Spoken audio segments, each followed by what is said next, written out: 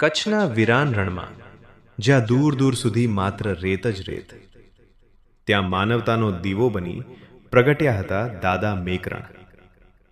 રણમાં ભટકાયેલા મુસાફરોને માર્ગ બતાવવો, ભૂખ્યાને ભોજન આપવું અને તરસ્યાને પાણી પીવડાવવું, આ જ તેમનું જીવન ધર્મ હતું. પણ આ મહાન સેવા કાર્યમાં તેમના બે વફાદાર સાથી હંમેશા સાથે રહેતા: ગધેડો લાલીઓ અને કૂતરો મોતીયો.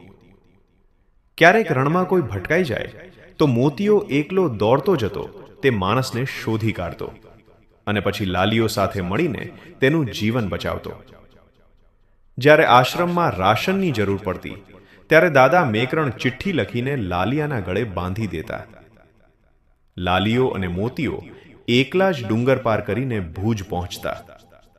દુકાનદાર ચિઠ્ઠી વાંચી જરૂરી સામાન લાલિયાના પીઠ પર બાંધી દેતો અને પછી આ બે નિસ્વાર્થ જીવ હાબા ડુંગર થઈ ફરી આશ્રમ તરફ ચાલ્યા આવતા.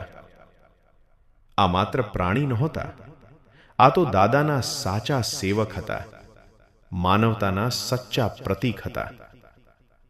સમય આવ્યો જ્યારે દાદા મેકરણે જીવંત સમાધિ લેવાનો સંકલ્પ કર્યો અને એ ક્ષણે લાલીઓ અને મોતીઓએ પણ તેમની સાથે જ જીવંત સમાધિ લીધી.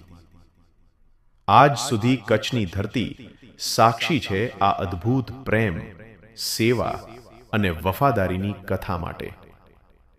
જય દાદા મેકરણ, જય જીનામ.